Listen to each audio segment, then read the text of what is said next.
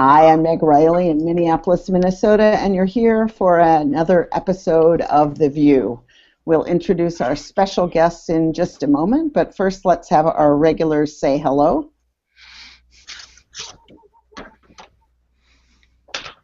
I'm Hank Purse. I'm saying hello from Medford, Massachusetts. I'm Tom Shade. I'm saying hello from Ann Arbor. I'm happy to be back from Joe Cleveland's installation out in Saratoga Springs this last weekend. Hey everybody, I'm Patrice Curtis, and I am in Washington, D.C. Hi. Hi, I'm Aisha Hauser, and I'm in Seattle, Washington.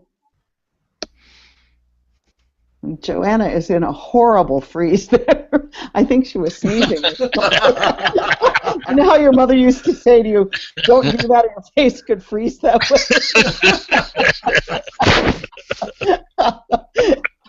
How the mighty have fallen. Joanna, fresh from a wonderful installation. She'll be back. I'm really delighted that today we have Leslie MacFadyen and David Carl Olson here to talk to us about what's going on around the country and in Baltimore, and to share what they know. So Joanna just texted that her computer crashed. I know that there are events happening all over the country in solidarity with Baltimore, and I know that the professionals of color in the UUA wrote a letter together. Aisha, Patrice, were you involved with that? Yes. It happened on a Facebook chat, and we were venting our frustration that, especially I think in light of everything that happened at Selma, all the effort, time, and planning to go to the commemoration, and then to feel like Baltimore, I know it wasn't ignored, obviously, however, it just feels very muted and not quite as passionate. And so there were a lot of passionate folks.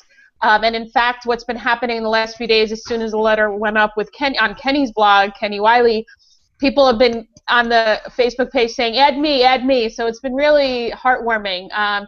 So yeah, I was one, there was a whole group of us that just started writing and editing, and it was genuinely a group collaborative effort, which is good, and we'll see what happens. But we felt very strongly about it and disheartened because it feels like, what are we a part of? What is the big picture here? Thank you for doing that. Patrice, you want to add anything to that? Yeah, I would say that I think I had a couple disappointments. I think I often feel sorry that we don't seem to have maybe the denominational wherewithal to be able to respond to a lot of things that I see. Everything from what's happening here to what's happening in Syria, Nepal. I mean, we have responses, but sometimes they don't feel nearly as robust as I'd like. So that was one, and my second around this is that it saddens me that we have that kind of conversation, that kind of conversation couldn't be had somehow, face to face with the UUA leadership, that that a faction of us has to kind of open a conversation by having an open letter. I don't know. There's just something. I don't know. It's just something about it that makes me feel more sad than energized by it. I don't know. I'm still, as you can tell, I don't have complete clarity around this. And maybe there were things that happened behind the scenes. There was some pushing, and that pushing didn't result in anything, and so then there had to be this letter. I don't know, but it's just kind of the way it went down, so to speak. I don't know. It just makes me sad. We're just not that big, that we should need that we shouldn't be able to have an open conversation and really figure this out together. So that's what I would say about it. I don't know. And I may, a couple days from now, I may have a different perspective. The letter just went out. I I don't know. It's just how I feel today. So. Yeah. I'm hearing a lot of professionals of color and lay people of color who are just weary right now because of needing faith to be courageous and emboldening, and not finding that right now. So I think it's hard, and as somebody whose whiteness kicks my butt about every day, it's hard. It's hard to know that I'm part of the problem, and I am. I mean, and I'm doing what I can, but it's a time when we really need to find a way forward, and the problems are so big, and that we really don't have the patience for the little problems to take up our attention when the problems are so big, I think. So. And yet the big problems all boil down to the little things. That's also part of my challenge that I have. I know that we definitely need to have marches. We definitely need to have protests, without a doubt. And yet, that protest almost allows a dissipation, right, of the day-to-day hard work that happens when you are at the grocery store, when you are walking down the street and you see someone who's different from you. That gets shellacked over. That hard work that we have to do day by day, person by person, right? Sometimes I feel like that gets lost in these, grand gestures of, and I just want to say on both ends. We need the grand gestures. I understand those.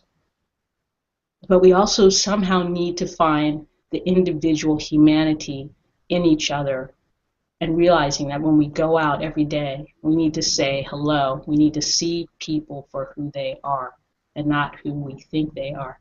I mean, and it is hard work. Hard work. It's life, right? It's the hard work of being alive. Yeah.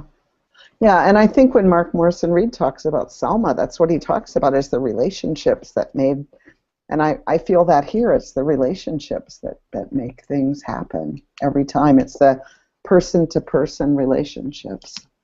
Well, I'm excited that our guests have been building those relationships systematically. Leslie, let's start with you. I mean, you really started the Ferguson response and have been at it for months now, building this movement. Can you talk about how that's been and what works? And it's been hard work, but fortifying work, gratifying work, and I joined Patrice in being saddened by the response of our faith, but I also don't want that to define my personal connection to our faith as well. And I was really happy to see the letter from the UU professionals come out, because it really put into words a lot of the things that I've been thinking and feeling. And so I'm hoping that it resonates. I know I personally have been tweeting it at the UUA and at President Morales pretty consistently since it came out. I will continue to do so until a response is given. And I also think that more than just connections with people, I think that, part of building the beloved community is doing the internal work that's necessary to come into this movement.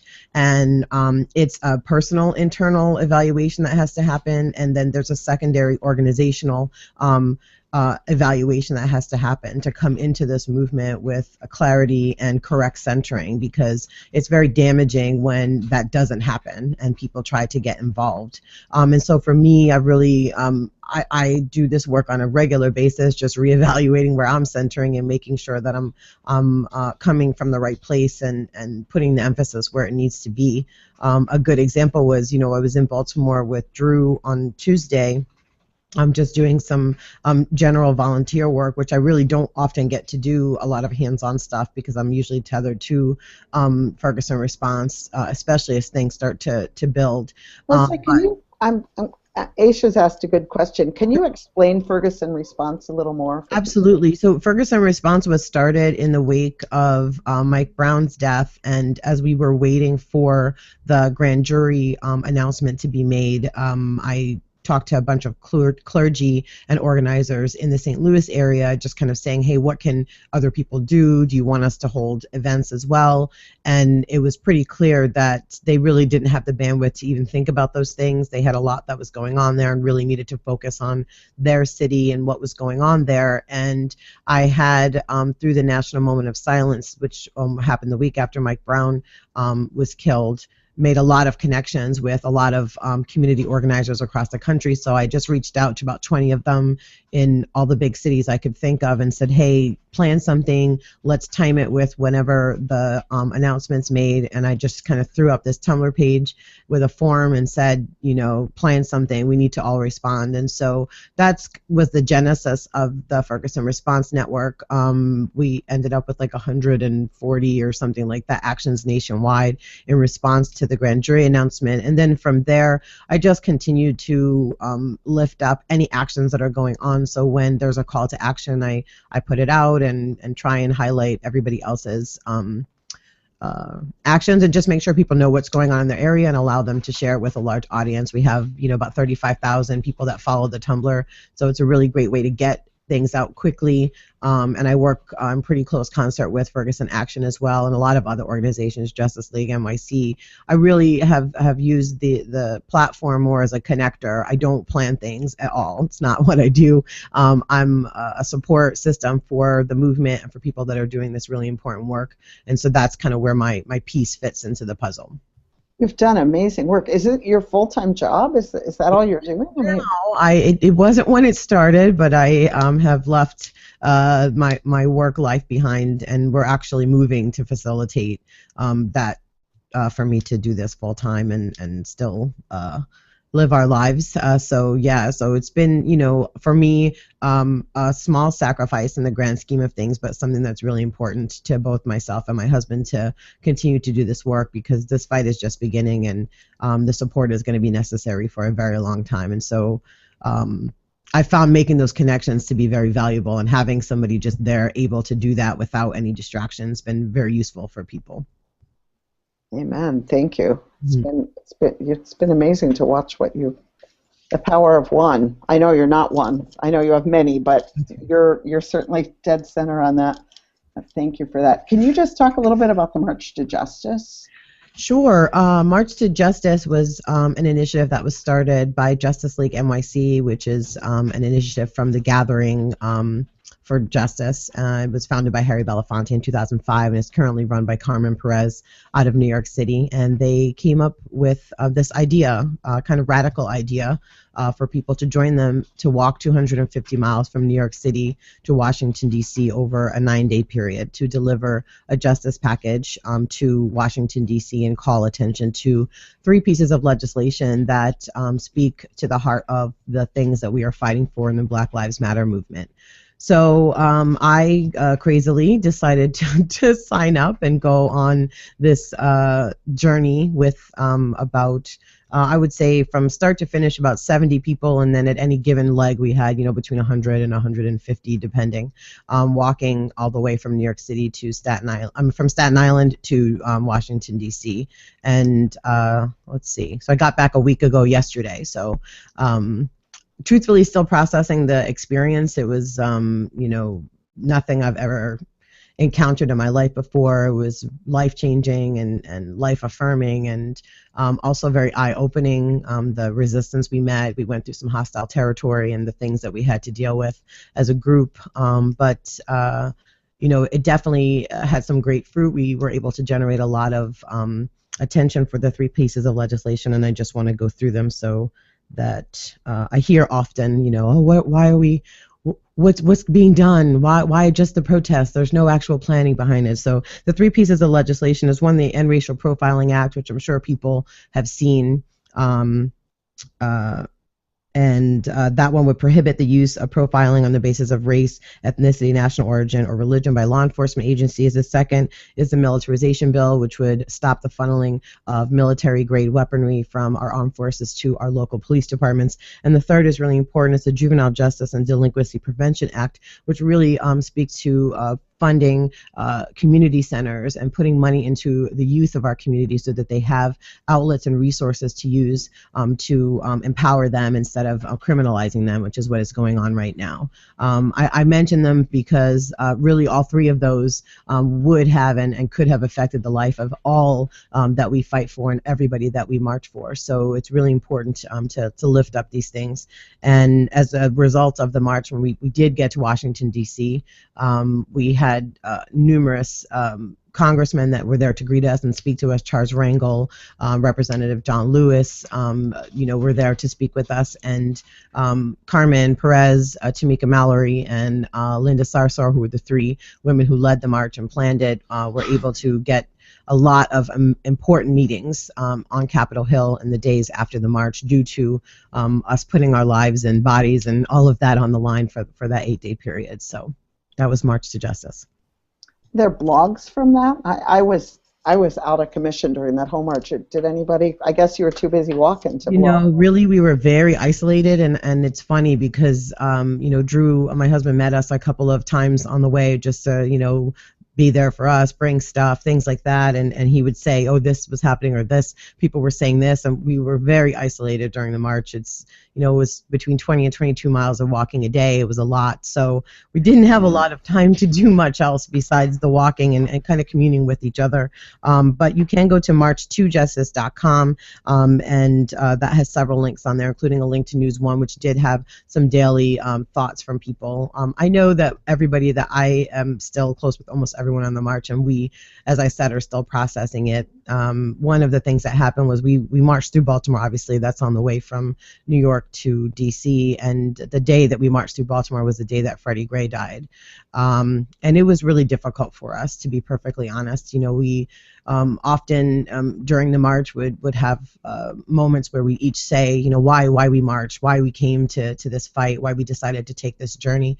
And that day, we actually heard while we were in church service that morning, we were at Empowerment Temple AME Church, and let us know that Freddie had passed away. And so our leaders, Tamika and Carmen and Linda, decided to detour from our route schedule to go to the Baltimore Police Department and stand in solidarity with the community that was protesting there, which doesn't sound like a lot, but really it's a huge decision on their part. This was a really a lot of things in the air to juggle, and any deviation from our path meant there were extra miles we had to walk that day, and then miles we had to make up in one of the subsequent days to ensure we were staying on track. It was a really bold move on their part, but we tried to connect with the community in everywhere that we walked as much as we could, and so it was really important that we did that.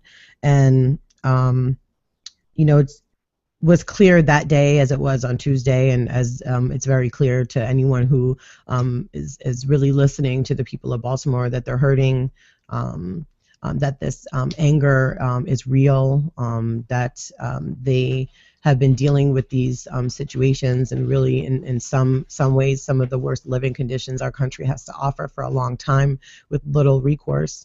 And so I think that gets lost a lot in the dialogue. So I just mentioned that. And Thank you. David, you're in Baltimore. David Carl Olson. I'm just going to bring him in. Sorry, Aisha. You were about to move on a different direction. I'll just get him in, then you can come back. David, so you're hearing this description and you're living in Baltimore. I'm wondering, do those pieces of legislation that Leslie lifted up, can you see why they're needed in Baltimore? What's it like to be in Baltimore right now, to be living there? Right. So there are two things that immediately come to mind. One is, you may or may not know that Baltimore or Maryland has the most permissive laws for the action of the police in the country. There is a civil rights bill for police officers that allows them to act with impunity in lots of situations, and we trust their discretion in legal ways that we can't go after them legally for a lot of infractions, and that's a piece of legislation at the Maryland level that we're trying to undo unsuccessfully in the past year, but the community is really organizing now to bring this back to the legislature next January. what you have to understand is what the war on drugs did in Baltimore, and especially, I will say, under the administration of Martin O'Malley as mayor of Baltimore, who established a zero-tolerance policy around drugs. It criminalized being poor. It criminalized being black. It criminalized living in a neighborhood where there were drugs. We have a whole generation of young men, boys, who, since they were boys, were harassed by the police. The fact that kids have rap sheets of 15 arrests or something like that is not unusual. This is common in Baltimore, in East Baltimore and West Baltimore. And if you're in, Unitarian land, the little narrow strip of what people up and down Charles Street, the North and South Corridor in Baltimore, you may not know that that world exists. Anyway, I so appreciate the witness of those who marched to justice, marched to Washington. So appreciated. I heard from people that the decision was made for them to come to the police station on the day of Freddie's death. We need to be, I need to be more aware of the truth of what's going on in my city. And my access to that mostly is through congregation-based community organizing, which means that I have very dear relationships with a number of congregations, and am discovering the divide generationally between the congregations that I have a relationship with and then these both younger folk who are living with a different reality and their leaders. And this young generation of leaders that are emerging and leading this movement in Baltimore are astonishing. And so I'm a person with a whole lot of hope and the fear that UUs like me could be left, that the train's going out of the station and we're on the side not knowing what's going on. So that's kind of the moment that I'm feeling right now. It's a good segue into what I wanted to ask Leslie. Leslie, do you feel, are you part of a UU congregation? And if you are, do you feel on the ground support from that congregation? And what does it look like? And would you appreciate more? I am not currently part of a local congregation. I actually left my local congregation due to lack of response to these issues, to be perfectly honest. I left a while ago, probably about 7 months ago, and it was a difficult decision. I was very involved with the congregation. I was a lay leader, the communications lay leader, and I just could tell that this was not a place where I could do the work that I needed to be doing. And so I had to put my time and my efforts elsewhere. I will say that my husband, Drew, who's white, he stayed. He felt that he wanted to continue to make an impact there, and had incidents about 2 weeks ago that have caused him to leave as well.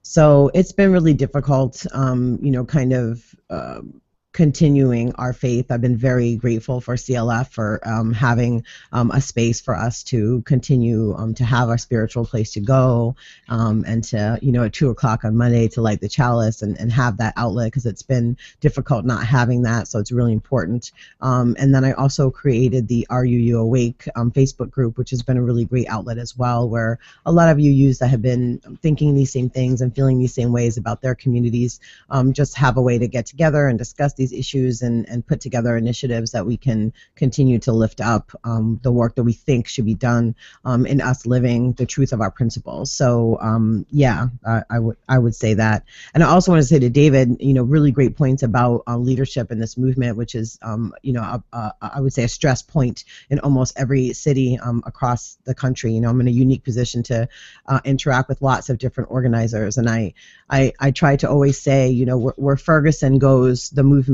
follows. They have been at this the longest, they have been doing this the longest, and so I always point people to look at what's going on there at any given moment, because I see, okay, this happened in Ferguson 3 months ago, and now Baltimore is seeing it now, or Oakland is seeing it now. So, their development of a structure of organizers and community leaders is really a good blueprint for people to follow, how you can engage with these new leaders. And also there's a point to be made of going into communities with your privilege in full view. And this is something that I do all the time, because I really cannot speak for most of the communities that I try to help, or any of the organizers that I work with. I don't speak for them. I have so many privileges that I have to bring to the table, and it's not a time for my voice to be heard. It's for me to listen to them and support whatever efforts they want to move forward with. And it's a lot of just do it, shut up, move out of the way, get behind them, and do whatever needs to be done. So I have that mantra, and I think, this, I say this all the time, I'm a Black woman. Yes, I have those two things that I bring to the table, but I also am highly educated. I live in a very wealthy area. I'm married to a non-person of color, and I have a lot into these spaces, and so it's not for me to tell them how to do the things that they need to do to get free. It's for me to support them and to bring that to the table as well. And I think that a lot of those pieces of stress points is where the generational issues come into play, because this younger generation, and I do believe firmly that these are the leaders that we have been waiting for, and we've been waiting a long time for them. And it's really important that we let them lead. They know what they're doing. It may not be the way we want it done, it may not be the way that we have envisioned it, but that's okay, because it's going to get done, and it's going to get done well. So I always like to make sure that I lift that up and make sure that's clear to people when they do want to come in to this movement and say, how can I help? And I say, look who's doing the work, and get behind them. That's what you need to do. Leslie, if we have any organizers in our own congregations, what do you feel churches can do, not just as a church, but to support them? Absolutely. Most of them have entry points that you can go to. They'll let you know what is going on and what needs that they have. I try and post as many as I can. If you're in a specific area, I encourage you, email me info@fergusonresponse.org at any time. If you're in a city and you want to know who is doing work in your area, it's what I do almost on a daily basis, connecting people to those things. I have a very significant list of organizations in Baltimore that did not form because of this issue, that have been doing this work for a long time and are coming together to continue to do this work. It's very easy to feed into a mainstream media narrative that all that is being done is protesting. There's two pieces to any movement to move forward. The first piece is protest and civil disobedience, and it's very important that those things happen. You have to make the status quo uncomfortable in order to force them to come to the table to make change happen. The other side of that is that we have to have educated leaders, and these young leaders are those leaders. They know what is going on, and they know what needs to be done in their communities, that are able to come to the table and push the status quo in the direction that helps these communities. So you can't have one without the other. You have to have the pressure to force the table to be met, and you have to have the other side that's ready to meet people at the table. So it's a two-sided coin, and we always are careful to make sure that both of those are happening in concert, and that's what all these organizations work to do. So yeah, like I said, let me know. There are so many ways that people are looking for, whether they need volunteers, whether they need supplies, whether they need people helping in the communication side of things. They all need a lot of support. And again, just making sure that we're always bringing our privilege in check when we go into these spaces and following their lead, not coming in thinking we know a way to tell them how to do the job that they're setting out to do. That's the most important thing. Because if you're going to do that, you should stay home. It's not a place for you then. You're not ready to do this work.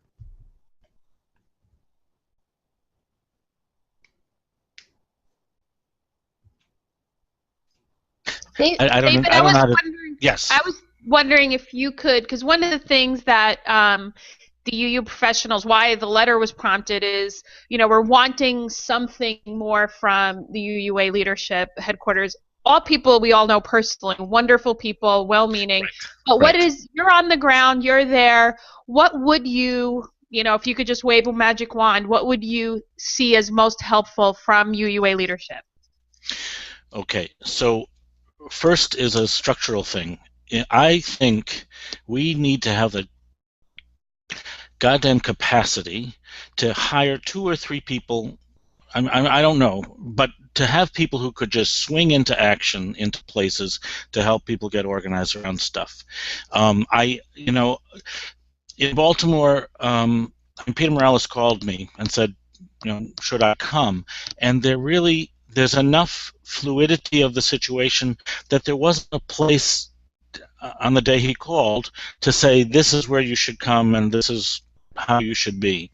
But had I had a chance to say, send me an organizer for the next 6 weeks, and if we in our staff had even if we had one person who could, jump down, be here, help the UUs get organized with one another, build some structure. I mean, there's only so much that I and my volunteers at the church can do. Anyway, that's the thing I wish we had the capacity for. I'll tell you the story. PICO National Network, with whom I've worked in other situations, were very proud when they made the decision to actually restructure their staff so that all their organizers were not in affiliates, but that there actually were organizers who were under the direction of the national office and who could be lent for 6 weeks here, for 6 months there, to be able to get to help make concrete the movement in different places. And I wish that we, with our resources, would just make a decision that would be what's essential. Anyway, that's the first thing I would want. Can I pause and say we have done that? Back when I was in the GLBT office in the early 90s, and there were ballot initiatives, anti-gay ballot initiatives, we collected money and got organizers into those states, from those states, but to organize within those states. We have that model. It would not be rocket science to do what you're saying. Right. And I will, something that could be supported by our churches nationwide, so that, because funding clearly is going to be the first thing that rises up. But I could see a little bit from everybody to be able to respond to wherever could be very powerful, and would also allow churches where there's nothing necessarily happening in their backyard to feel connected, right, to this greater movement. Actually, I really like this. Somebody should take this on and follow up. Well, I will say that I'm having a conversation with Teresa Cooley as soon as this is over, and asking at least for some kind of a, I don't know, Faithify or whatever, to fund a position in Baltimore, a short-term position. But I, in my head, this is not just about Baltimore. I'm worried about Unitarian Universalism. All right? I don't know what the future of this movement is. And if we don't connect with what's happening right now, I think we're dead. But anyway, that's just me. Amen, David. I agree. Not just you. Not just you. Yeah, I'm in agreement with that that sentiment that, we'll be, if we are known as the people who don't follow through, that our word doesn't really mean anything, then then we lack the authority to be religious leaders, and that's just, that's it's an almost unrecoverable error at certain points in life, at certain points in time. Well, I'm really curious because here, the Black Lives Matter movement, the UU ministers are there in much larger number than any other faith, including the black churches who I think because of that generational divide, are not present. I mean, we just had an event last night in solidarity with Baltimore. There were probably, 1,500 people there, and there were probably 30 clergy, and 2 were young African-American ministers from emerging congregations. There were like 5 UCC ministers, and there were like 8 UU ministers, and that's who was there. And maybe the word didn't get out, blah blah blah. But I'm wondering where the faith communities are in other cities if traditionally black churches are supporting this young leadership. I'm not seeing that here. In fact, I'm seeing tension between those communities, and so we're not the only ones kind of missing the boat, I guess, in the faith community is what I'd say. We have to. I mean, one of the things that's interesting to me about like this push to have, Peter Morales make more statement. I mean, the kind of like our concerns about the UUA structure is that, that's kind of empowering that top-down, generationally exclusive, leadership. Like, the baby boomer leadership is still the most important people to act. When in fact, we have that same issue of like, who are our young leaders and how do we get behind them and support them? I mean, a lot. I mean, I don't know everybody, but it seemed that a lot of the people on that religious professionals of color are actually generationally younger. Maybe the only two people I really know are Aisha and Kenny Wiley, but I think that's the case. But you think it's the case? So I think you don't know everybody on the list. I think it's pretty. It's pretty multi-generational. Would you agree? Okay. Yeah, Aisha's shaking her head. Yeah. Well, it seems to me that we have our own work to do within supporting younger leaders, and that maybe if we aimed our work at bringing their leadership forward and supporting them, that would be a way to keep moving this denomination forward rather than looking for symbolic leadership from senior leaders. Can I jump in there, Tom? Yeah. Well, my response to you is that actually, I think so. What David said so hit the nail on the head for me. Let's expand our imagination as to what we're asking headquarters to do. So, for example, and it is for collaboration and talking. So this isn't a blaming thing. Mm-hmm. However, combining what David said and what you said about supporting leadership, especially, frankly, leadership of color, and maybe if the next few days, David's call is taken by the UUA and they say, look, we're going to, do a faithifier. We're going to find the funding to send a community organizer, maybe one of the professionals of color, a seminarian, a religious educator, what have you, for 6 weeks. That's a response. It doesn't have to be Peter Morales going to Baltimore and making a speech. That's not necessarily what's helpful. It can be a national response that is just what David just said, that is helpful, and it can be a holistic response. So I don't think it's either or.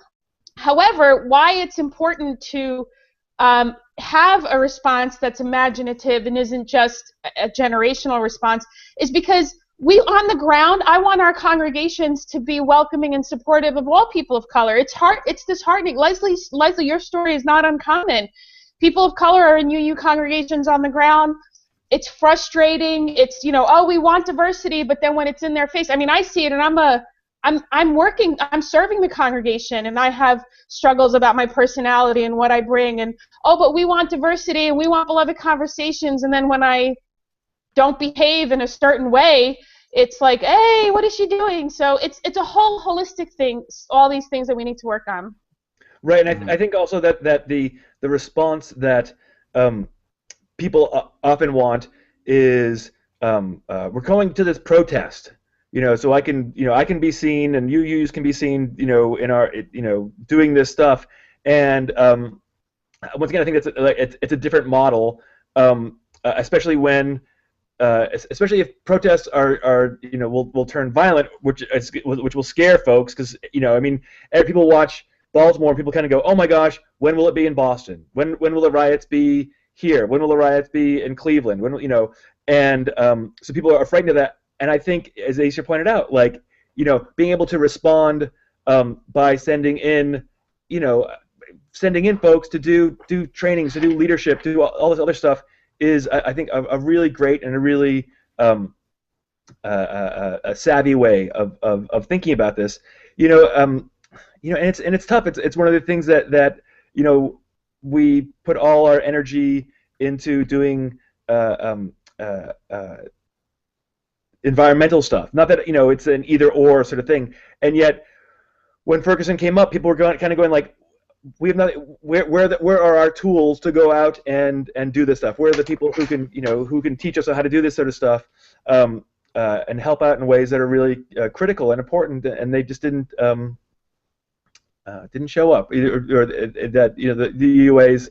We were focused on going one direction, and all of a sudden had to stop and kind of go and catch up. So I'm going to stop. But yeah, thank you, Aisha. One of the things. Oh, go ahead, Patrice. I was going to say I like what I like what folks are saying, and I think that we need both. I think we need what David said. We need a way for our congregations to engage where they are. We need a way for us to engage, as Linda said, individually to do the work there. And we also I think that we need to have a spokesperson, whoever that is. So I think we do need to have someone who represents UUA. Right now, that's the president. Maybe someone else could be so blessed to go forward. We need to. I guess what I'm saying is we need to both challenge the system as it is, and we also need to use the system as it is where we can. And frankly, media outlets want to have somebody that they can go to. I would love to see us, everywhere. I would love to see Peter on all kinds of talk shows and, in the media. Doesn't mean it's the only work we do, but, I would welcome that. Him or someone else who speaks on behalf of the UUA, which, would also be fine. But I think we need all pieces of those. I guess what I'm saying is I think what I'm hearing from everybody and what I'm starting to feel is that we need a group of people to sit down and really really map out a strategy. That's, to me, is what I'm hearing. We don't have a strategy of approaching this as a denomination that allows people to connect in from different ways. So not a one-size-fits-all. But, as Hank just said, here are multiple ways. We are a people of the Word, and somehow we haven't, we're the curriculum people, we're the OWL people. Somehow, we're the commit to respond people, right? Somehow we don't have, right? We don't have this packet of ways. We don't, that would allow us to be able to move forward in this way.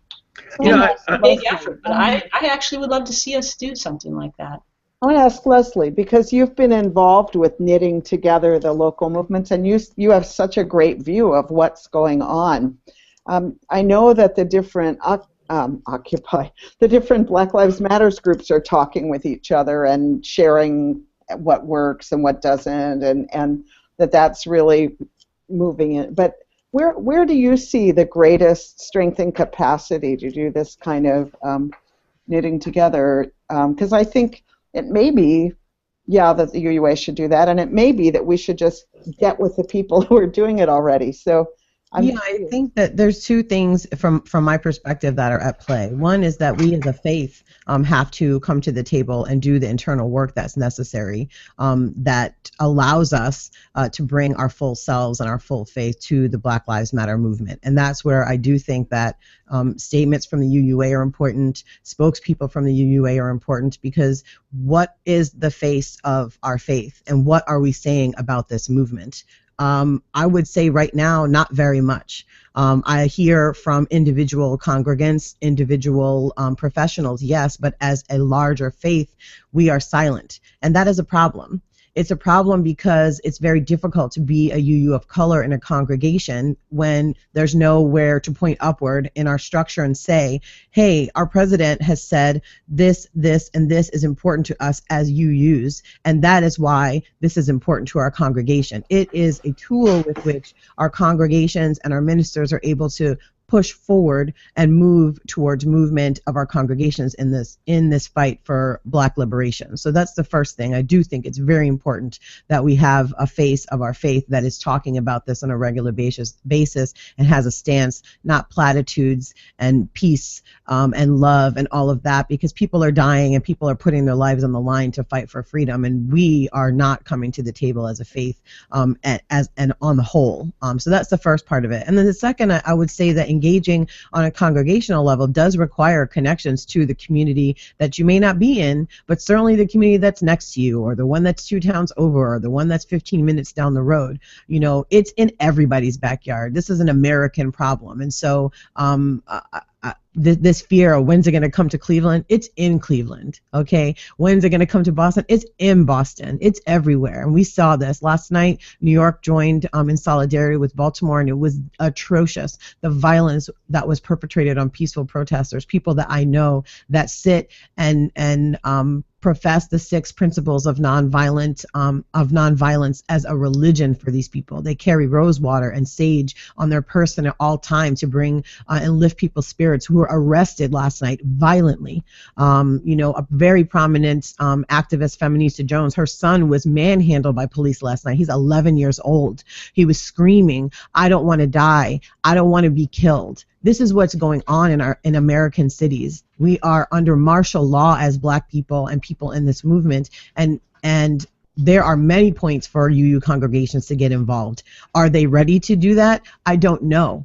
I don't know if they're ready to do that. I don't know if they're ready to step aside and not walk into a situation and assume that they know the best way to go about doing something, because it's very detrimental, and it's you know, I don't even like to call it a microaggression. It's just an aggression to have that attitude coming into a situation. So, you know, I think there's 2 sides of this coin. One is that we as a faith need to be vocal, because it's important to see prominent, wealthy, white people in this country speaking out on these issues, because unfortunately where we are right now, that's who gets listened to. And so it would be great to see Peter Morales on every talk show saying Black Lives Matter is important, saying that this is important to our faith because we believe in the dignity and humanity of all people. This is what should be said. If we are going to live in our principles and be UUs and make the change that we want to see in the world, that's what has to happen at the organizational level. And at the congregational level, we need to, you know, put those privileges to the side and understand that we don't know the situations that are going on in other people's lives. We don't know the best way to go about it, but we can lend.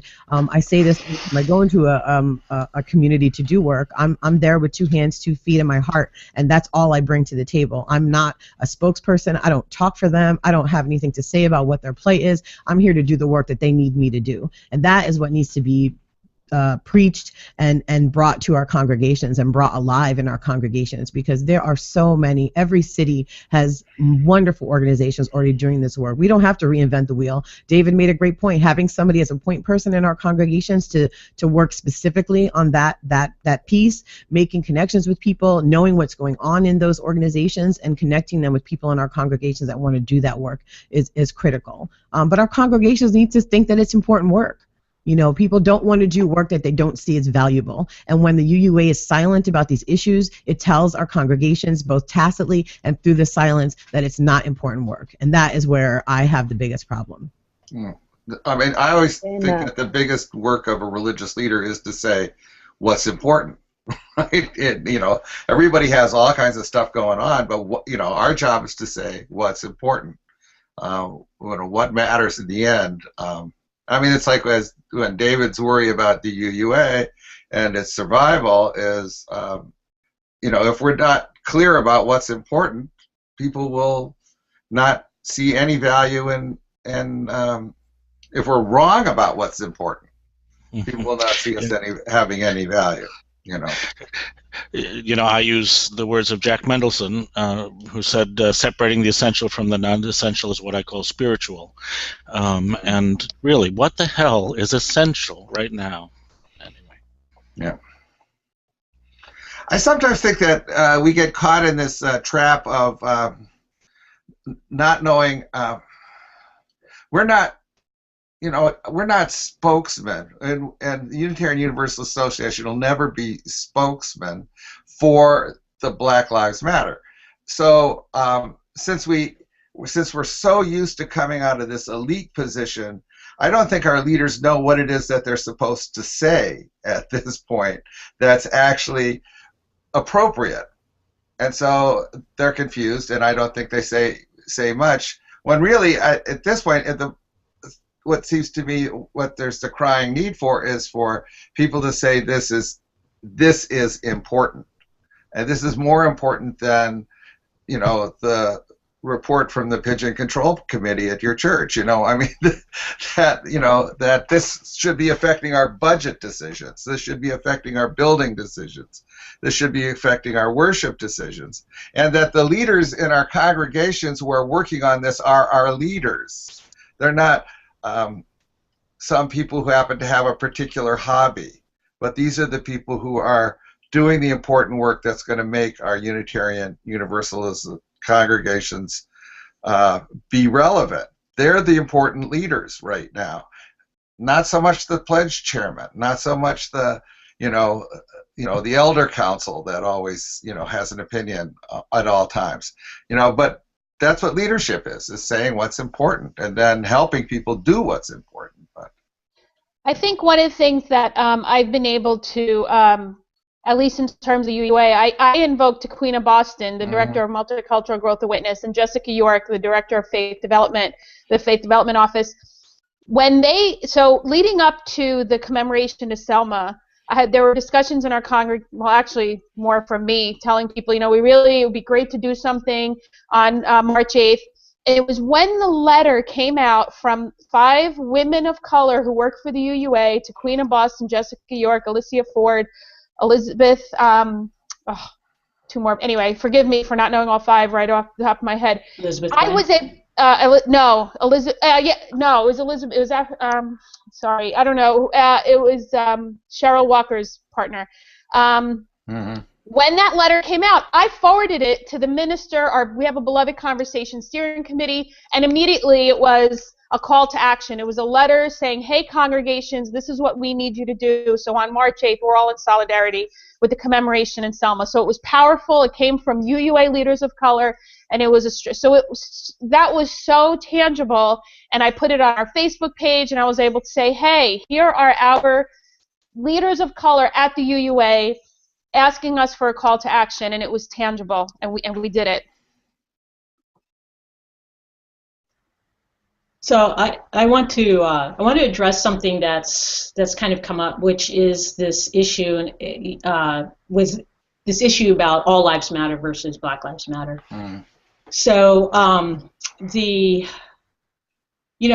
we think about that and we think about our principles, that makes sense. Of course, all lives matter. And I had to kind of sit with it and think about it myself. And in the midst of my sort of thinking about it, but then getting distracted with a lot of other stuff, Kenny Wiley wrote his piece on Black Lives Theology on his blog, which I don't know if any of you have seen it, but and it just kind of sort of refocused my thinking and my really thinking, well, how do I reconcile, putting one group, quote unquote, ahead of another group? I mean, there are poor people who are being oppressed, who are Caucasians, but live in trailer parks and have very similar experiences. There are homeless people who are abused by police. I mean, right? So there's a lot of police brutality to go around. And there are a lot of wonderful police, but there's also a lot of police brutality to go around to a lot of different groups. And then suddenly came to me, I started thinking about kind of the arc of my social justice life. And I realized that I started off, as a teen being very active in nonproliferation and believing that, everybody's worth saving from a nuclear bomb. And then from there I moved into the world of feminism, and I spent years particularly working on the right for women to choose, knowing that it was not my issue from the perspective of I never planned to have a child and wasn't, as a lesbian, wasn't likely to ever be in the situation of needing to choose. And yet I was still very passionate about it. I was passionate about the rights and worked for a couple of years on getting the emergency contraception. From there was I've done a lot of work with refugees and internally displaced people who are affected by war and feeling very strongly that their lives matter. And then in the early 2000s, I worked with a local chapter of cerebral palsy and worked to get kids who were sort of siloed because they had cerebral palsy away from their friends, and worked to get them integrated into classrooms and into after-school programs, which was kind of a new concept because they need special care, and so because they need special care, then they should be off in a room by themselves, separate from their peers. Work for that. And when I thought about that, I thought these things always cycle, right? There's always a cycle, and yeah, we can both hold that all lives matter, and we can say right now these are the lives that we need to be focused on, and that is. That is a message that I think our congregations have to sort of overcome, because I do think there's this feeling of like, well, why should we focus just on that group? And I think it's tamping down a little bit our response in a way that we didn't necessarily see around gays and lesbians. Oh, no, we did. Let me just say, when we started the GLBT work, because I was in the office in the early 90s, it was all, oh, if we'll become a gay church. And I'd say, not if you keep working on other issues too. It's not like. So this is something we do, you're saying. Right. It's what we do to not do anything. It's our default position to not. And what I say is, yes, all kinds of people are affected by police brutality, but if you add race onto any of those other categories, it's always gonna be the Black lives that are the most at risk. So by saying Black Lives Matter, we are affirming our first principle, I think. Yes. No, I'm not saying we're not. I'm trying to give, I'm trying to put myself in the seat of somebody who's struggling with this and trying to figure out, well, what is it about it and how can they approach it? We have to do that. I think, I think Hold on, Hank. Leslie was trying to get in. There's one thing I like to point out about the Black Lives Matter movement, and it's something that makes it very unique in comparison to other struggles that we have seen. And a lot of the things that Patrice mentioned, which is that at the heart of the Black Lives Matter movement is removing systemic oppression from our society. And the reason why those systemic oppressions exist is because they were designed to oppress Black people in this country, and those same systems are used to oppress many other groups.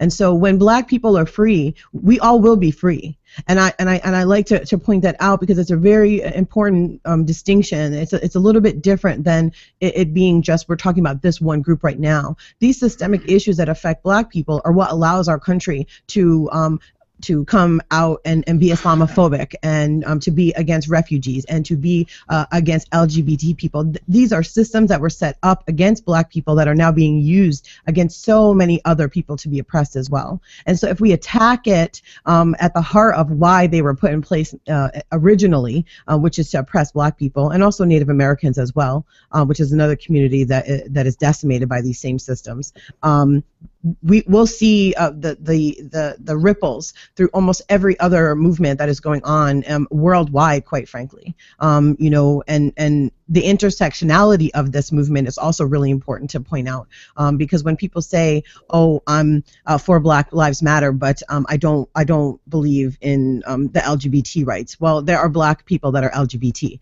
I am for Black Lives Matter, but I'm not for women's rights. Well, there are Black women. What about them? So we have to know that this movement is one that's unique to previous ones, and that all of these points that connect to it are being addressed and talked about and very important within the structure of these youth-led organizations. So I think that it's unique in that, and we can position this to our congregations in that way. It's not about saying that Black lives are more important than others, but we know that these systems are set up to affect Black lives, and when we affect Black lives in a positive way, the ripples go far and wide and affect everybody. Amen. Much better said than what I was trying to say. Hank, you're going to come in, and then I want to lift up David Carl Olson. You had your prayer put into the VUU World Online, is that right? So we'll post that on the Facebook page, the CLF Facebook page. We also have... David. It hasn't come up, but it was really... It hasn't? Yeah, it was a beautiful, beautiful. And I think we're all standing in the need of prayer, so any prayer we can get is highly needed right now. Let's see, what else was I going to... Hank, you were trying to jump in with something. Yeah, I just, we're going to go 1 minute over. Sorry, viewers. I've just been thinking, I heard a really interesting interview with John Ronson, who's written a book about sort of public shaming in the internet age. and sort of and seeing that as one of the things that are that I think are sort of preventing many people from going out and doing things. Also, I think in many ways in the last in our culture in the last decade, many of the things that have been going on is that people want easy projects to do. They want to have a church mission project all set up for them. And anti-racism, this isn't easy. This isn't something we can solve in a weekend. This isn't even something we can solve by going to a protest. By going to one protest, we have to go to many protests. And I think we have to sort of like help people understand that there's that this is a long road. That this is but that it's worthwhile. And I think that's the piece that all of us from the hierarchy in our association down to individual members of our church is to help people get past that fear of, oh, what if I do something wrong, and just sort of saying like, and just saying to folks, you'll be okay, and hopefully they will be okay.